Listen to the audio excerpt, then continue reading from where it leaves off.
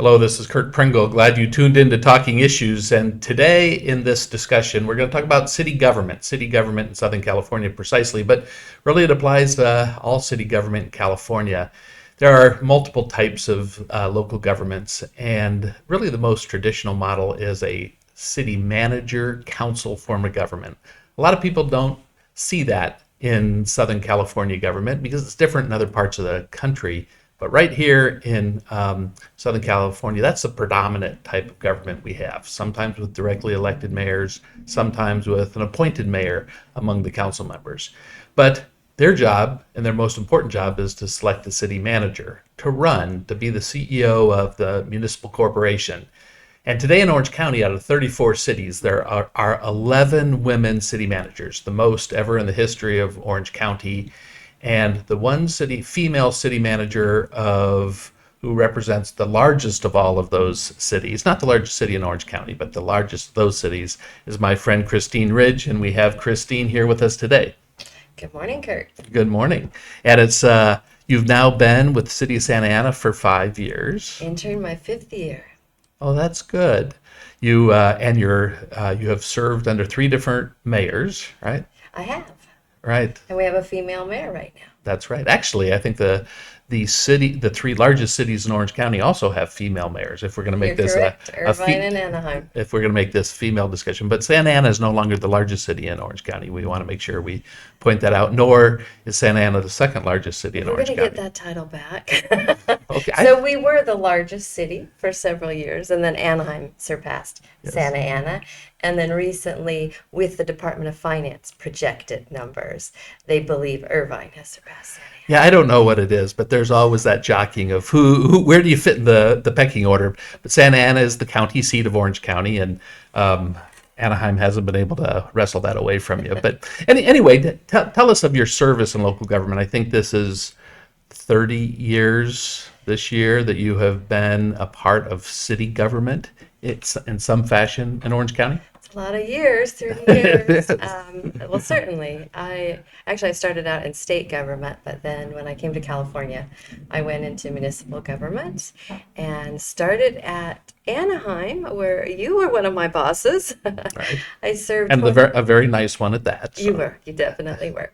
good. I served 24 years in the city of Anaheim. I held the position of city auditor, city treasurer, HR director, finance director, deputy city manager, and assistant city manager. And then at that point, I wanted to be a city manager. So I did have the fever to get into this career choice. And I was fortunate and I was offered the city manager job in the beautiful city of Laguna Niguel. So I served that community, and then I left Laguna Niguel and went to the city of Santa Ana, and that was in 2019 to serve as their city manager. Isn't it funny? I think most people, when I say something like I was the mayor of Anaheim, and being the mayor of Anaheim, I was the mayor of the largest city in the state that is a part-time position as mayor of Anaheim. Most people expect the mayor of Anaheim is running everything. But in fact, as I mentioned before, the city managers are really those CEOs that run everything. So from your perspective in Santa Ana, what is the fullness of your responsibility? Okay. It's a good question, and you're absolutely right. Most people do not really understand the council manager form of government. I will point out about 30 years ago, Harvard did a study, and they found that was the most efficient form of local government. So I'm a believer in that form of government. But You know what? Let me throw a caveat in here because I do also believe that form of government because the council is the board of directors of that municipal corporation. And I don't necessarily believe everyone who runs for office and gets elected to office, even being elected as mayor, necessarily should be the CEO of, in Anaheim's case, a $2 billion municipal corporation. You need experience and skill sets, and that's why you have a city staff, and particularly a leader of that city staff and the city manager. yeah, you're absolutely right. I think one of the things is continuity, and that form of government allows for that to happen. But the elected officials, they are part-time policy makers. It's not a full-time job. And most of your cities that are established by charter even go as far as to have within the charter a non-interference clause, um, which we do orientation for all elected officials. And so we want to find out what are their policy initiatives and how can I make recommendations to them to achieve those. But it is a challenge because oftentimes elected officials believe that they run the city and they can direct the city employees to do things. And that's where the non-interference clause comes in, because in Santa Ana, similar to other cities, the only three people that work directly for the council are the city attorney, the city clerk, and the city manager. And in the city manager role, I have the great reward and challenge of running the balance of the organization. So we do have fire contracted with OCFA, but we have our own police department, we have our own housing authority, we have a robust community development, economic development, planning, building, parks. I even have a zoo. Yes, exactly. And libraries, and of course the usual finance and HR. So it's challenging because if you think of like a corporation usually doesn't have that diversified of offerings, whereas at the city you go from police services to aquatic swim lessons for children. I mean, Right. it's very diverse, and it's And those rewarding in that way. ibises, those little pink Aromas. ibises. No, no, at the zoo. Just so you Oh, know, you've been to Curt our Pringle zoo. and Kyle Pringle were volunteers at that zoo for a number of summers, actually. But we don't get into that. I love that zoo. Yes, it's a very nice zoo. And you know that zoo used to have a condition where we had to keep 50 monkeys at all times. Oh, And just this year we got out from under that deed restriction. huh, because there was a bill that was passed in the legislature or amendment to the budget that included funding for Monkey Island back in the early 1990s, and I'll tell you who authored that later. So Okay. It's a great zoo. And that's good. we are expecting to receive accreditation this year Oh, for our nice. zoo. Wow, now you're promoting. I know there's an Orange County Zoo up in Irvine Park area and Santa Ana Zoo. So those are the two zoos that are in Orange County, and not to mention local city councils that might fall in some cases. But you know, I think you make a very interesting point that, and maybe from your perspective, you can see why it's changed so much. But I do believe a lot of people get elected to city council offices, and as of recently, throughout Southern California, I see council people wanting to have not only an office at City Hall, but staff or maybe full-time staff, or even they're sitting in those council offices full-time and want to call in department heads and others and tell them what to do. I mean, have you seen kind of that shift? Is it because we're bigger cities and bigger operations, or just different perspectives of what people's jobs are as council members? I think there's two reasons or two drivers behind that. I think one is the complexity of the business, and then also is the comfort level of the elected officials. So it is happening in the larger cities, and I believe it's, an elected official is excited coming off of a win. They have great passion for their community. They have these list of things they want to achieve in their tenure. They have a definitive term unless they run again, and they come in, and what they're hit with is public works contracts, purchasing policies, the Right. municipal code, Union contracts. union, Right. labor, if they don't know anything Right. about labor negotiations. And I think it's a bit overwhelming for some. Right. And so I think they do require assistance. Back in the good old days, the only assistance really was, scheduling the calendar and making Right. appointments and maybe doing simple responses to constituents. But now it's research this topic for me and let me know what you find, or can you research this? I don't know what we did last year in regards to this. So I think they're to educate themselves. They are relying more on assistance. Yeah. That research, that study, look into this direction used to be, if an elected official needed that support, they would ask people within the existing city staff, not necessarily someone that was just dedicated to them. Do you think it's because there has been this shift in this public attitude towards government staffing and staff, that they are not impartial in how they operate? I mean, I'm not saying that as a reflection of what really happens, but people's perception that they may not necessarily be an unbiased a student of those issues. Right. I mean, I fully agree with you.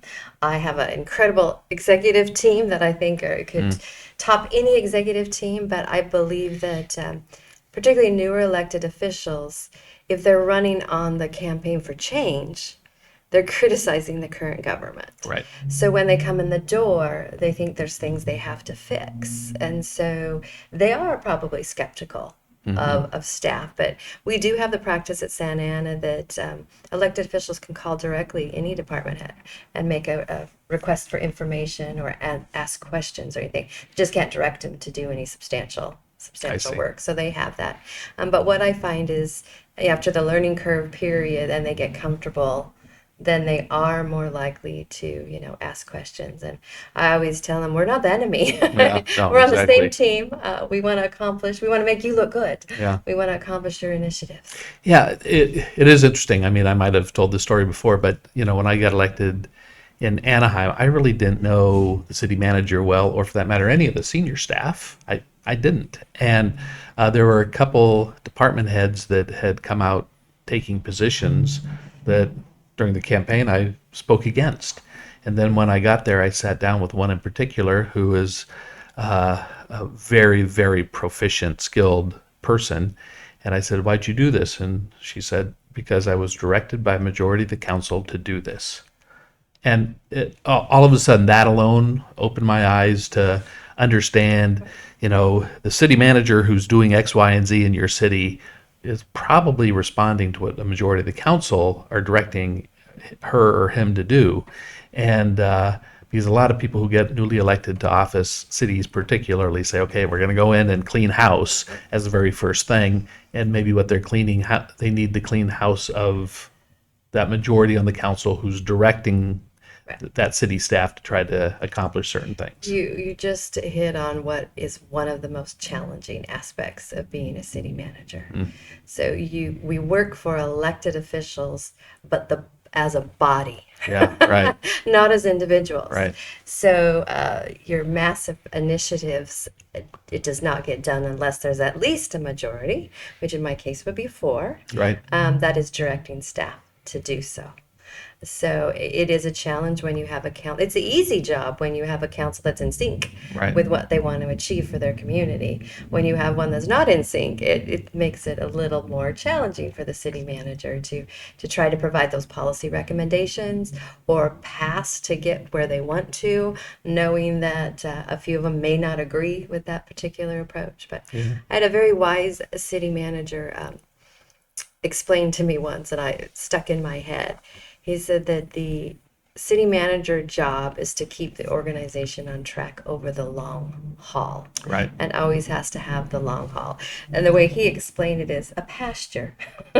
Picture a pasture. So this is an old city manager that or has a country city manager. I don't pasture know. experience. Got it. But that you have hard fences on both sides of the pasture, and the city manager needs to always be looking down at the end of where you're headed down that pasture. But with different direction for policymakers, you might weave. Right. You might weave around the pasture. You might go backwards. You might go forward.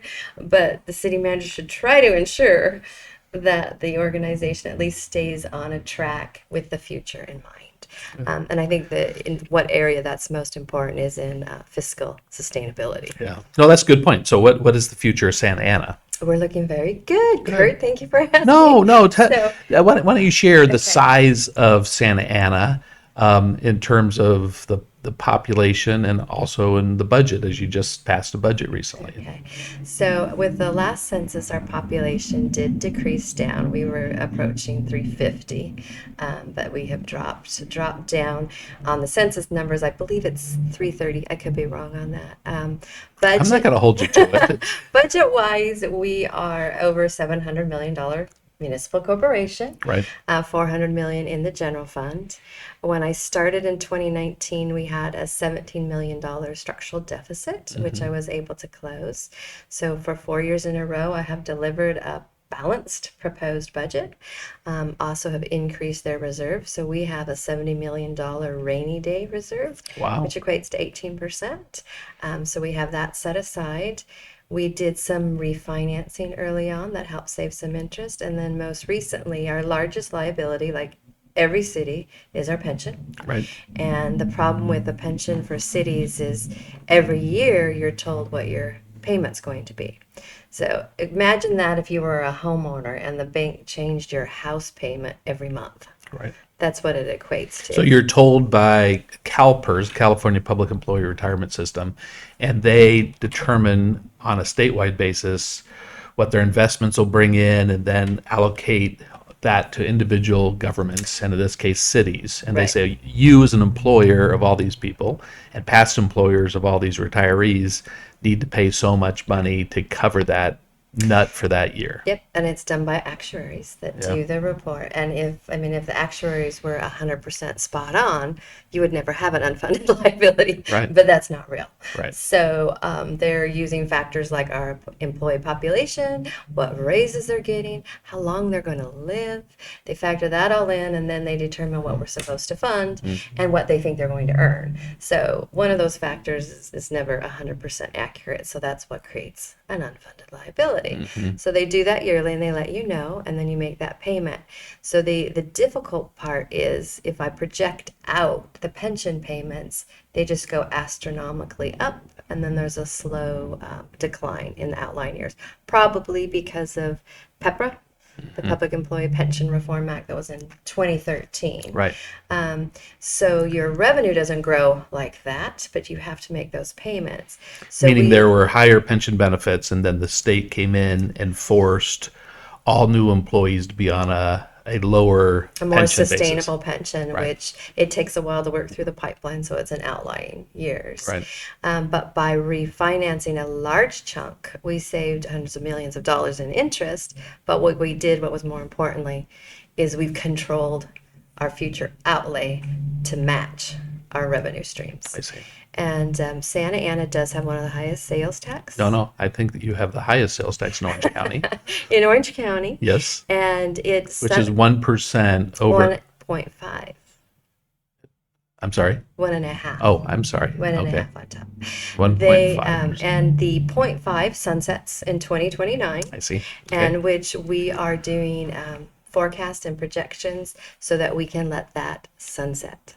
So if that sunsets, we will be down to just an extra 1%. I see. And I believe by the time that comes around to sunset, most of the other cities in Orange County are going to be at the same rate. That's your prediction. my Okay, projection. let's see. Let me see. You're saying it by 2025. You're saying No, by 2029, the Okay. 0.5 goes away. Okay, so you But think the- by 2029 every other city. Okay. Well, Or by the time the one goes to sunset, every other city will. I see. So, but also Santa Ana is one of the only cities in Orange County that allows for legal sale of cannabis. Yes, And we like that revenue. okay, I don't understand it. Oh, So cities can set a tax rate for retail sales as one of the many things the state law allows for cities to do. So you have a tax for sales. Yes. And for what other elements of so I was not there when they implemented the legal cannabis retail sales. However, the way they did it was really, really well done. Oh. I haven't seen another city that's done it as well as Santa Ana. So the first thing is they did a limit on the number of retailers, and they also restricted them to industrial areas with separation requirements. And then they did create a cannabis retail tax, and then there also is tax on manufacturing and distribution, so and lab testing. I So see. there's really two different tax rates. Right. And they recently did lower our tax rate. The council wanted to ensure we were competitive, as we see some other cities coming online, Costa Mesa, for example.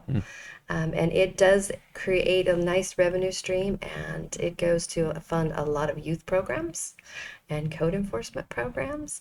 So it So it's really does. a restricted tax, or you have restricted it We've within your budget? restricted it. Yeah. So, and good. it helps a lot with the our Parks and Rec department. So that, like most cities, recovering from the recession that hit cities in 2010, Yeah. it's they're still recovering, and it's mainly your community services and your parks and rec. So So it's what percent? So you're saying what is your general fund budget? You said your overall budget's $400 about, million no, the ish. overall budget's over 700 million. Okay. General fund's I see. 400. I see. So what Yeah, percentage I'm of not going to that be able is to the cap? know the No, no, answer. generally. I mean, is it I know that $10 million a year? cumulatively, since we had it put in place, we've generated over 70 million. Okay. But I don't want to No, guess no, on an no. annual That basis. this is not a quiz show, so Okay. don't worry about it. But sales tax. I mean, a lot of people kind of misunderstand that weird structure. Historically, cities got a piece, a very small piece. In Orange County, it's probably averaging 24% of the property tax that's collected every year. And Right. then you get a piece of sales tax anyway that the state distributes, and those sales tax or retail sales are changing. So that's going down. And then there used to be a portion of what's called the gas tax, but that has shifted away. So cities have fewer and fewer sources of revenue, and in Anaheim, of course, the more than half of it comes from a Room bed tax. tax, Right. and Santa Ana has hotels. We have a handful of hotels, and that is like the cannabis, that is a locally controlled revenue stream. So Right. it is important to diversify for that.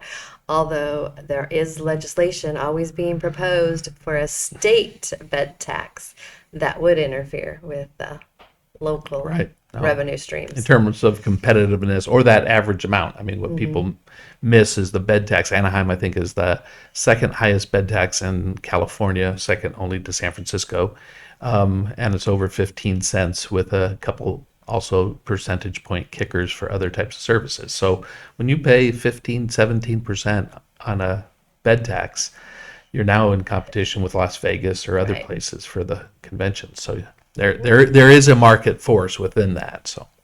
So what do you think is the future of retail in as a revenue stream for cities, and for that matter, specifically in Santa Ana? Well, as a city manager, one thing that you try to enable and foster the right environment is for a diversified economy for that very reason, because you Right. don't want to become reliant on any one revenue stream. So we're very fortunate in Santa Ana. We have a transformation going on at Main Place Mall. Right. So we do see that there is value in actual brick and mortar retail that will be there. We also have a $4 billion project kicking off in Santa Ana that includes residential, but also is commercial and retail. So to diversify it is important. On the retail front, I think the type of retail stores are changing. Right. And my heart breaks for a few of our business owners whose retail models aren't really that successful today. Yeah, no, I think you have pointed out two very interesting land use shifts that a lot of people within the communities of Southern California are feeling.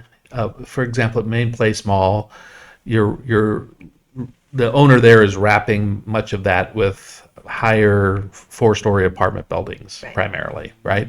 And that concept is seen in a lot of malls around Southern California. So, and to balance that, because we want a diversified economy, Yeah. the parameters of their development is they have to develop so much retail in order to draw down residential units. So we wanted a balance. We didn't want all residential going up first without that mix. And part of that would be, I think also they're taking down the parking structure eventually in the front of where Nordstrom used to be, I believe so. and That is therefore part to of it. add more retail kind of on the front end of Main And they Street. have a beautiful office building also Okay, planned. great. But that shows, I mean, why people put residential in parking lots of retail stores is so people will go to that retail establishment, the restaurants at night, and that type of thing. Yeah, captive customers. Yeah, exactly. And as opposed to getting in your car, and if you get in your car, you have in Orange County a lot of places to go. But that big project on Bristol, north of, so I don't know what street that is that separates Santa Ana You're from thinking of Costa Mesa. Sunflower? Whichever one separates the South Coast Plaza, I wish we had South Coast Plaza in Exactly. Santa So Ana. that's in Costa I believe Mesa. that's Sunflower But there. the north side of that, of South Coast Plaza on Bristol, I had heard a little bit about it. Maybe you can share what that project is. The three of those original farm families own all of It that was a Callan retail family. all the way up the Bristol, and now we're putting in a big project. Related It's Development is looking to be the project developers there. the way I understand it, it's a old family farm that was put in a trust, and the heirs have it, Mm-hmm. and they're spread all over the country. I did have the pleasure of meeting most of them at one meeting, Uh-huh. and because they were trying to come together and decide what it was that they wanted to do with their property, and they partnered up with an exceptional developer related, Mm-hmm. and so they're going to transform that area, which is really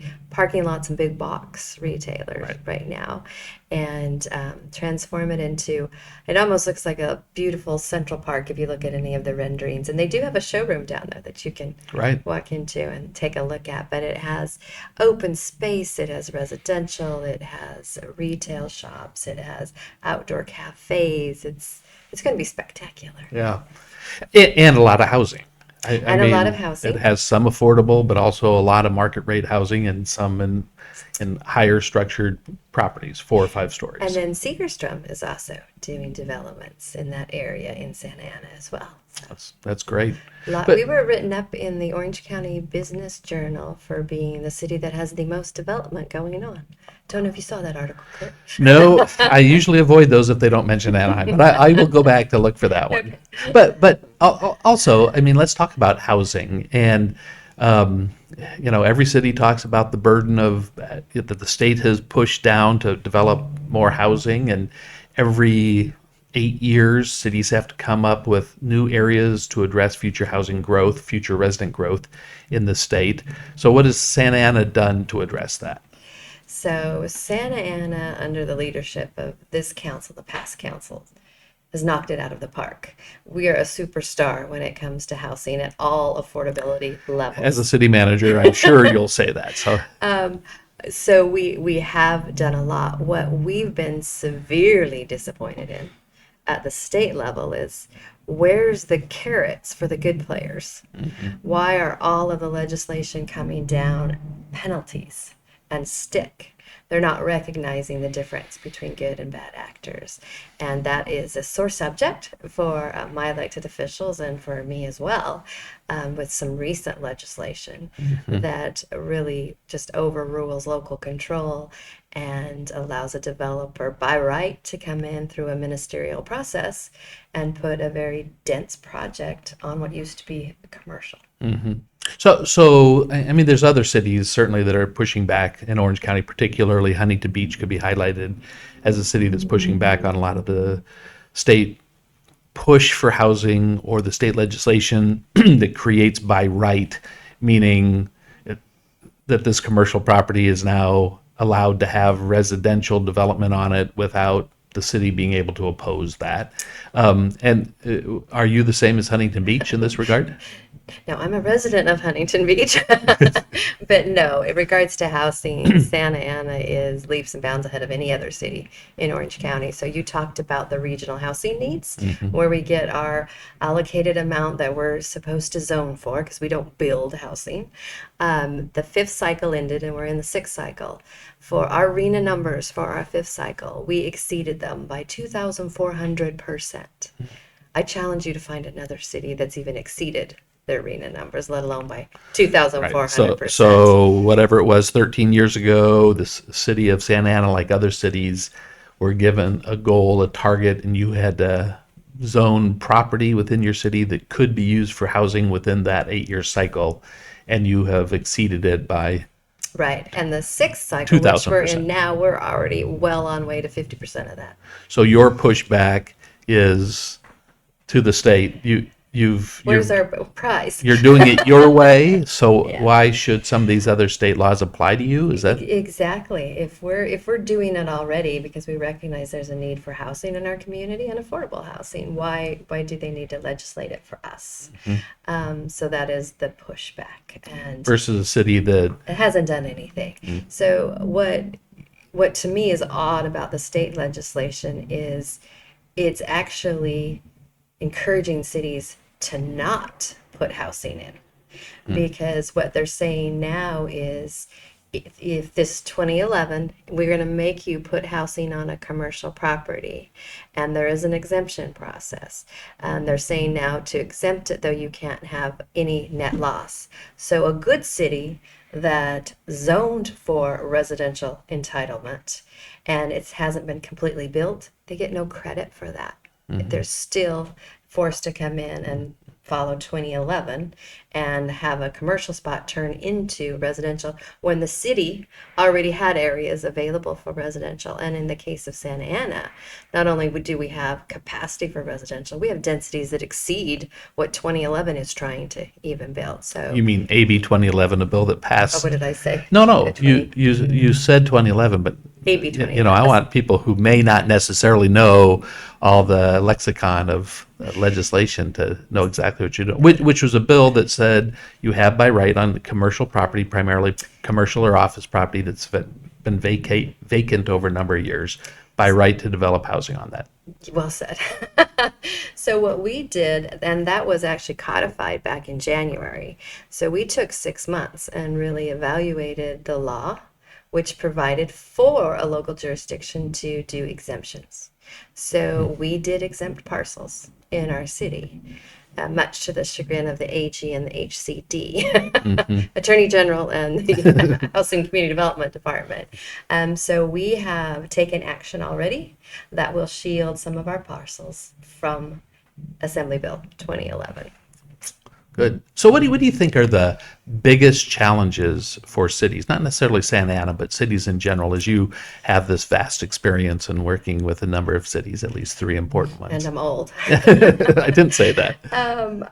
You know what it is? What it has been for the last 3, 4 years? It's homeless. It is homelessness, and despite the millions that are being invested in trying to address it, there isn't a city out there that's figured it out yet. So that is always one of the top 3 priorities, Right. and it's no different for Santa Ana.